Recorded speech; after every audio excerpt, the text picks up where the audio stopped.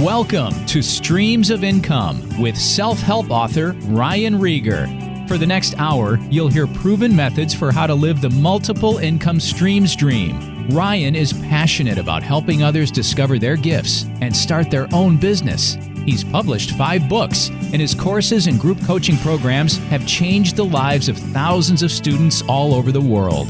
Ryan's books include Private Label, The Easy Way, Finding Your Grace Place, and his latest, Streams of Income.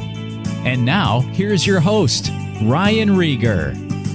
Hey guys, welcome back to the Streams of Income radio show. I'm your host, Ryan Rieger, and this is the 101st episode. So last week we did episode 100, and we went through some of the our top 10 downloaded episodes and pulled clips from each of those. So hopefully you enjoyed that. We've had a lot of amazing guests so far, and I can't wait to see what the next 100 episodes holds. But as you know, most podcasts, we feature people that are doing some really good things, people that are being successful. You don't hear from folks that have tried and failed, or people that are just having really hard times. Of course, you get that in people's stories, but it makes it, sometimes you listen to folks and you think like it's just always been easy for them. They've always been successful. People like Jimmy Smith, who's selling, almost $200,000 per month on Amazon.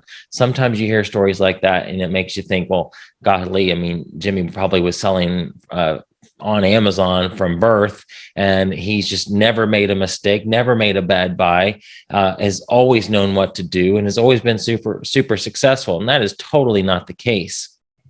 In my own business, I can tell you that is totally not the case, not even close. So I thought it would be fun to talk about all the mistakes that I've made, all of the things that have went wrong in my business and our business when Melaine and I were doing the furniture. And now I'm thankful that Melaine gets to be mom and not have to spend any time in the business if she doesn't want to. She helps out in our Legends group a little bit with planning the conferences and things like that. She was involved very much early on when we started this thing. And so I may even bring her on to tell some of these stories, but it's not always been rosy for us. I know we've talked about some of the things that have gone wrong, but I have some funny things to tell. I think this will be encouraging to you guys that are going through this. We're all on a journey. We're all on a business journey, and there are going to be ups and downs, and it's easy to talk about the ups. It's easy to talk about the things that have gone right in our businesses. But what about the down times? What about the valleys? Well, today I'm going to share with you some of the silly, funny, sad things that have happened in my business over the last, we've been doing this since 2008, but actually it kind of goes before that. I'll share with you some business stories from before furniture, from before I even met Melaine. And so I think hopefully you'll enjoy this because it's just persistence, guys, just consistently getting out there and doing the work, finding your thing. Your business is going to change. It doesn't look anything like what it did when we first started. And so it's just, it evolves, and we've pivoted many times because of necessity or just desire. And so I'll take you through some of the funny things that have happened in our business over the last 10 years. But actually, like I said, I'm going to start a little bit earlier than that. Elon Musk said one time, failure is an option here. If things are not failing, you are not innovating enough. I know failure can be scary, but the cool thing about failure in today's day and age with the internet is none of these failures, if you even call them failures, none of these things, they're setbacks, have to be a major thing. There are always opportunities. There are always ways to move forward.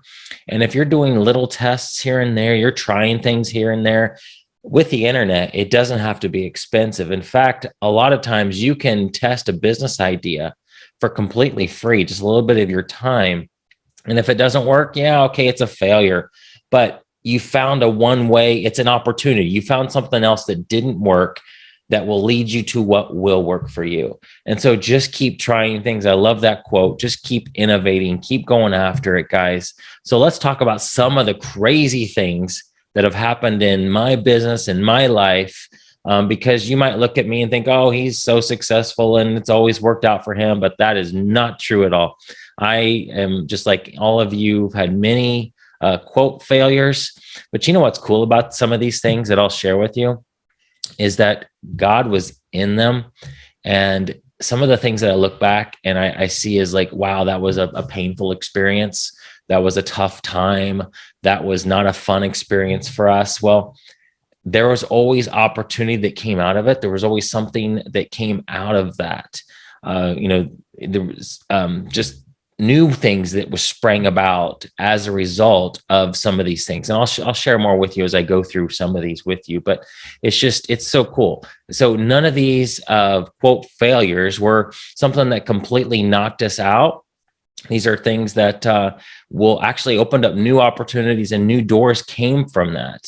And so God is good. He's watching out for us. And let's dig into this. So before I even moved to Texas, I was living up in Indiana, and it was working for a congressman.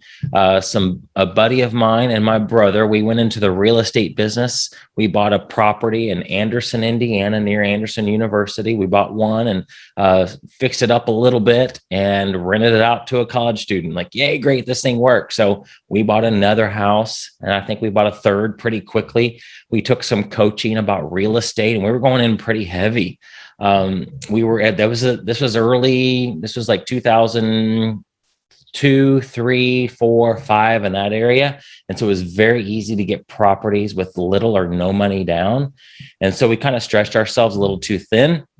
We bought 3 houses pretty quickly. And then I had a friend who I was actually working with that had some apartment buildings. There was an 8-unit apartment building and a 4-unit apartment building, all right next to each other. And they were, I think the 8 units were 8 units were studio apartments, and the 4-unit building was 1 bedrooms. So we bought that from him. We got a killer deal from him. He was a friend. He was looking to get out of it and go on with something else with real estate. So we ended up purchasing those. We put a lot of work into, they were already decent. They needed some electrical. So it wasn't like there were already tenants and everything in there. We thought this was an awesome opportunity for us, and it worked out pretty well for a while. Being landlords wasn't always fun. I hated the part of going in and fixing up apartments after cleaning after a tenant left. That was totally not my skill set. I am not a handyman, I am not, and never will be.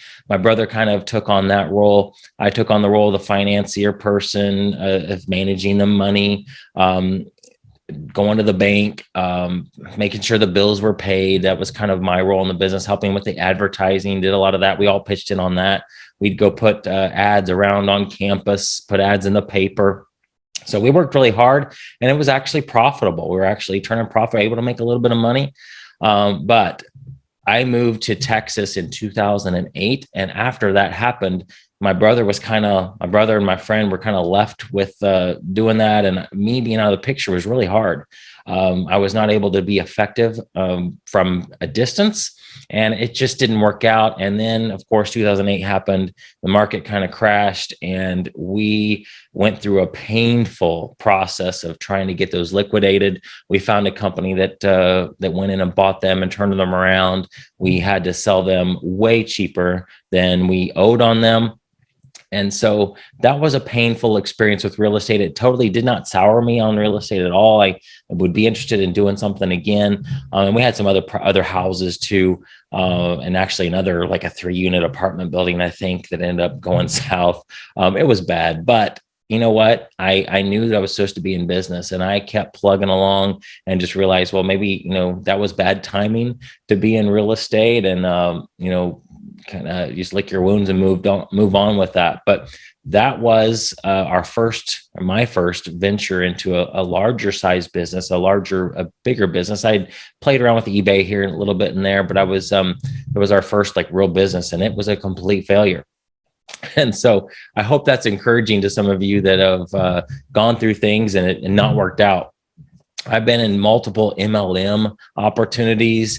People saw I was a Cutco salesman back in college, Cutco knives. And so I would go into people's homes and do the direct sales thing. And if they were part of an MLM, I guess they were impressed with this college kid that could go into some stranger's house and sell knives. And so they'd recruit me for MLM opportunities. And I signed up for a few, and they didn't work. I'm just not the type of guy that wants to call friends and family and try to get them involved. And I know there might be some of you that are doing MLM opportunities, and there's absolutely nothing wrong with them. I just was not for me, not my personality. And I know there's probably ways online now to do it, to recruit other people that are actually interested. But the thought of calling up a friend of mine from 20 years ago and asking them to go out for coffee to explain to them a business opportunity, that just, it makes me sick to think about that, because it's just not me. And so I didn't do well. I mean, I started off well in most of them, started off kind of strong. And then it just kind of floundered, like what happens with most people. I think read a statistic that 97% of the people who get into an MLM company, they ended up quitting soon after. And I was one of the 97%. So tried multiple businesses like that and realized that was not for me at all. All right, our furniture days. So I moved to Texas in 2008. And you guys can hear my story on episode 1 of this podcast. But I moved in like November and started selling furniture. I think our first sale was in December, but I remember that very first sale. So we were doing wholesale furniture. We were able to buy from a local wholesale company and sell it retail. We were selling it on Craigslist. So we would post ads on Craigslist, and this is pre-website days for us. We didn't even have a website, weren't selling on Amazon, weren't selling on eBay. It was literally just Craigslist. And so we would get phone calls, and I remember one in particular, this guy was very interested in a TV stand that we had listed for sale. And he asked, can I see it before I buy it? I'm like, no, sir, we don't have a retail store at all. We're just an internet only. He's like, you know what? I'm not comfortable with that. I need to see it before I buy it. I'm like, yeah, I totally understand. We don't have a place for you to see it. All right, thanks so much, and hung up. I thought about that. I looked at the price of the TV stand. It was going to cost us $150. I think we were going to try to sell it to him for $249, I believe. So I call him back and say, you know what? If I can bring it to you, I'll show it to you. And if you don't want it, you don't have to buy it. And if you do want it, it's going to be right there anyway for you. Would you be comfortable with that? So he gave us his address. I went to the warehouse over in Arlington. I took a big risk. Now, $150, guys, I know that's not a lot, but for me at the time it was, because I just moved here and did not have any income.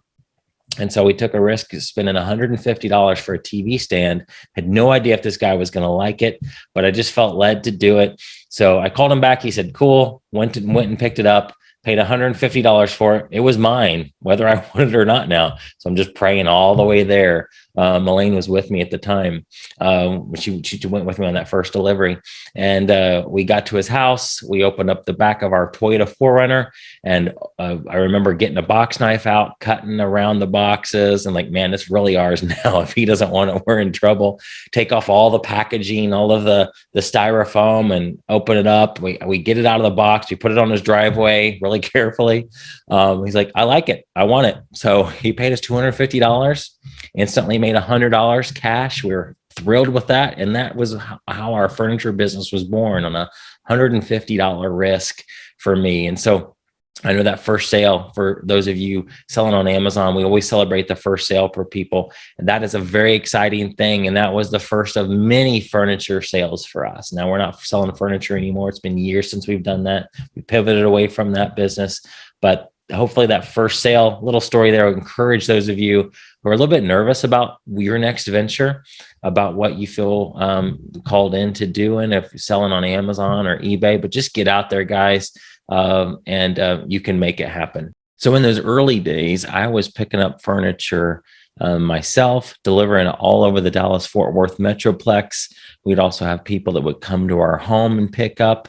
And one day we get a letter from our city, a neighbor who was not happy with all the traffic coming to our house, complained, and the city said we could no longer operate a retail business out of our home. Guys, that was devastating. The furniture business was going so well. We were so just thrilled. I was able to work from home. It was the first time that I didn't have a quote real job. I was enjoying delivering and all over the Metroplex, trying out all the new restaurants. Because if you remember, I was new to the area. And so it was fun. It was going really well and it was profitable. And this was just like a huge, huge hurdle. And so what we did next was we started looking for retail space. We wanted to continue this business. So we went into a retail store. We had 2,000 square feet of space. It was a small little store. It was basically just a base of operations for our online business, but we had to be there all the time. We learned quickly. We did not enjoy having to get up. We couldn't work from our pajamas work at home in our pajamas anymore. We had to go to the store even when it wasn't busy and attend to customers or just sit there and waiting for people to come in or the phone to ring. We'd be posting ads. I'd be doing deliveries. We'd have, at that point, we also have some folks that helped us with deliveries. But that retail store was not fun. But what it did was it opened up us to being able to ship nationwide. So by having a store, we could have trucks, semi trucks, LTL trucks, less than truckloads, come and pick up furniture from us and deliver it all over the country. And so that's what we did. So the downside was that we hated having a retail store, but the definite plus was that it opened us up to new opportunities. And when we went to furniture shows, we could say that we had a brick and mortar store, which opened us up to wholesale accounts that we couldn't have got earlier. So it was something that that God definitely used to explode our business even bigger. So then I was able to help my dad. He started doing Craigslist ads for us. And so I was able to pay him to help us post ads in his area of the country in the Midwest. And we were just cranking, had furniture going out all the time. And it was going really, really, really well. One time we had a driver or a delivery driver that was helping us out a lot. And so he would make runs to Oklahoma City, down into Temple, Texas, San Antonio. And we'd have to coordinate the delivery. So he wasn't taking one thing there. And so it was a lot of work. We had to make sure, hey, we're going to be in your area on this day. So was this delivery work? So he'd have at least 2 or 3 deliveries in the area at the time. And so one time he delivered a counter height dining table set to a customer in an apartment building up in Oklahoma City. And the lady paid by money order, but instead of giving him the actual money orders, she gave him just the stubs. And he thought he was getting paid. He brings it back to us. And I'm like, oh my God, these are just the stubs. These aren't worth anything. I was just distraught. And so the next time he went up to Oklahoma City, he knocked on the door. Of course, she didn't answer. We called, think, oh, it's an honest mistake. No, not an honest mistake at all. So this lady got a complete dining set from us for free, a counter height dining table set, which, guys, to us at the time, that was a huge hit. And we weathered it, but that was just like, wow, that's a lot of money to us. Plus we still had to pay him to do the delivery. So super, super painful. I got a story where one of our delivery drivers had a chair strapped to this trailer in the back and was driving, and it flew completely out. He never found it. So we had to send the customer a whole brand new one. All kinds of stories like that when it comes to the furniture business. It was good at the time, but I'm so glad we're not doing it anymore. Because we're shipping furniture all over the country, we'd have parts get broken. And so I'd have to go to the wholesale company, get replacements, and normally they were used to dealing with brick and mortar stores. So the brick and mortar store could bring that broken piece to them and say, hey, this is broken, we need a replacement. But I would say, you know what? We shipped a lot of day beds. So I shipped this day bed to this customer in North Carolina, and the back of it, and this happened a lot, the backs were very susceptible to getting broken and damaged in shipment. And so we'd have to say, hey, I need a whole brand new back. So they'd have to pull a whole day bed and just grab out of the box that one piece and give it to me. I'd have to go back to our home, or at one point we had a warehouse that we were shipping from as well. I'd have to get a box, ship it all, package it up, really try to do a good job so that it wouldn't get damaged again and get it to the customer. And there were times when the replacement got damaged, and it was so frustrating. I mean, overall, it was still profitable because the orders that went well, which were most of them, paid for the ones that didn't. But there were times when we were just discounting or refunding whole orders. The LTL companies would mess up, not delivered on time. Of course, they weren't our company, and so we'd have irate customers saying that this truck didn't have a lift gate on it, so how are we going to get it in? And oh my gosh, just talking about it brings back nightmares. But you know what? That furniture business, if we hadn't have done that, I probably wouldn't be doing what I'm doing now. And so it was definitely a stepping stone. It was a huge blessing. I am so thankful for those days, but I'm also very thankful that I'm not doing that anymore. But it definitely got us to where we are now, and just started the process of me having a business, and that was started our business journey. Also, one time I was delivering furniture down to Hillsboro, Texas, which is about an hour and a half away from where we live. And thankfully, I didn't have the trailer on at that time. We had a 4Runner, and so I decided not to put the trailer on. And I had to deliver a replacement piece to this customer. On the way home, I heard a loud pop underneath the car, and I don't even know exactly what happened, but it was really late. We had to call a tow truck. I was by myself. My wife had to grab her mom's car, come pick me up. Tow truck had to come and carry away the 4Runner and take it somewhere close to there. And I don't even remember how we got it back. I think there was a mechanic locally that drove down for us. He and his son grabbed it and brought it back up home, actually, where he lives. And so things like that happened too. And it was kind of quite the comedy. So as we were collecting wholesale accounts, meeting with wholesale reps, if you get a brick and mortar store, wholesale reps are going to be calling, asking to meet with you, wanting you to open up accounts to purchase from them. I saw an opportunity to essentially create a site where I helped online sellers get access to those products. So I knew that some of those wholesale companies would not sell to somebody without a brick and mortar store. So I thought I could be the middleman. I had some connections, obviously, with Jim Cockram's community, and I didn't really have my own list at the time at all. And so I asked Jim if he'd be willing to partner up with a site essentially called Ryan's Deals. And I had some wholesale accounts on there that I thought had products that would sell well on Amazon. And so I just had a small upcharge. So an item that might cost $5, I'd say it's $6, and then I would charge a little bit to prep it. So it would come to me. I would prep it for that customer. They'd send me their labels and their box labels, and I'd send it to Amazon for them. Man, I quickly learned that was not for me. I shut that down very quickly. And so thank God I didn't do that anymore. That was not fun at all. Also did it with some furniture. We had we were able to get some discounts. And so went to that same list that we had of the Ryan's Deals list and said, hey, we got some furniture that we can get cheaper for you. And I remember sending furniture to folks that were going to sell it locally on Craigslist, and just so glad I don't do that anymore. But I quickly learned that was not for us, and we quit the Ryan's Deals site. Barcodes on pillows. I'm going down through a list through here that Melaine and I kind of brainstormed of some of the funny things that's happened in our business.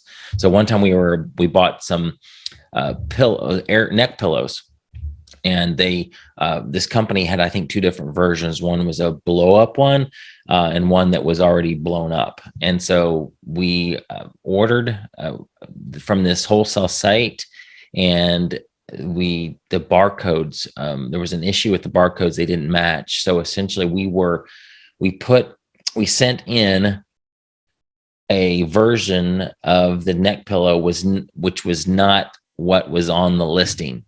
So we had customers that ordered these things. They sold really fast because they were the fast moving item.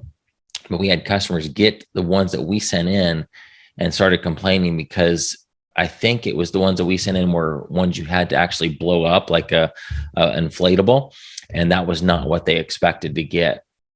And so it was a disaster because we sold a ton of them very quickly. So Elaine gets on the phone. We started messaging people through Amazon's messaging service. Say, we're so sorry. We'd refund your order right away.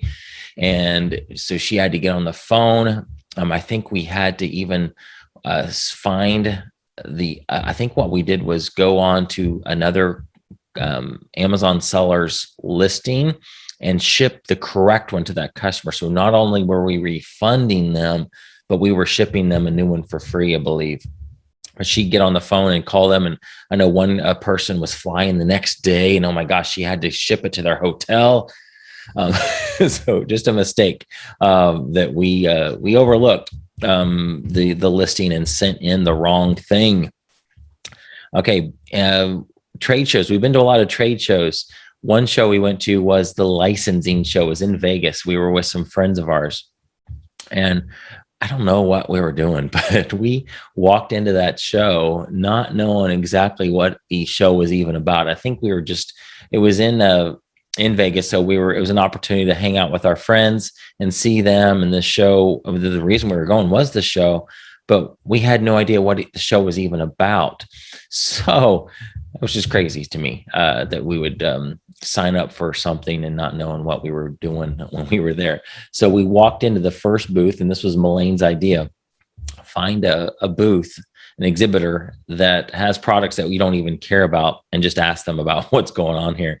So we walk into, I think it was a company that prints Norman Rockwell prints on canvas bags or mugs or things like that. And we said, hey, you know what? This is our first time to this show. Tell us about what this show is even about. How do we talk to these exhibitors? We were used to ASD and just buying those products, but at the licensing show, you would find a company that has a certain brand. So like, if I wanted to put Mickey Mouse onto a mouse pad or Mickey Mouse onto a planner, I would come to them with these ideas and say, hey, you have the rights to Mickey Mouse. You have the rights to the Norman Rockwell prints, or Thomas Kincaid. His people were there. And so if I had was making t-shirts, I could go to Thomas Kincaid's people and say, hey, I want to put this print on a t-shirt. And there would be a royalty agreement. And so they explained to us what this show was about. We ended up not doing anything there. We walked around, talked to some people, but it was a complete failure, complete waste of time other than hanging out with our friends. I've had my Amazon merch account shut down, which is the print on demand t-shirts. I was selling stuff really well, and they just shut it down. I can't get it back. I took over the FBA, the Fulfillment by Amazon DFW group, from a guy that did it locally, and ended up meeting one time and never meeting again. Somebody named Ashley Kincaid is in our communities. She took over, and she's going to do a great job with that. Of course, you guys probably know my story of Craigslist in April 2012. When we wake up, we were selling furniture on Craigslist, and my dad was helping me. And so most of the areas that he was posting in, the ads were getting deleted as soon as he posted them. And that was a little bit scary, but that obviously led into meeting Jim Cockrum. Precious moments. So we have access to the Dallas World Market, and it's a bunch of wholesale showrooms. And so on the first Monday of the month, they have their sample sales. You can walk into into most of these showrooms and buy samples that they're trying to get rid of to bring in the new stock. And so there was this huge lot of precious moments, little figurines that are really popular, and they were really cheap. And so I saw an opportunity to buy those and resell them. The only thing is you'd have to sell them on eBay. My wife warned me. She said, you're probably not going to list these. I'm like, I'll list them. Yeah, of course. But we buy a bunch of them. And I didn't list. I listed a few.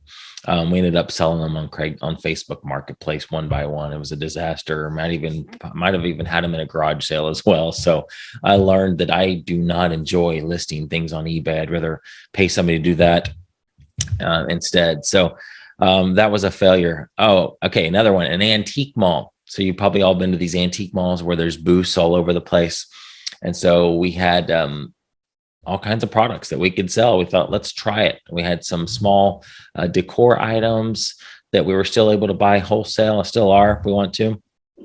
But we saw an opportunity to go into an antique mall. We walk in there, talk to the owner. He says, yeah, I mean, people do really well here. And talk to some of the other sellers at the antique mall, and they said, yeah, we make a few $100s a month extra.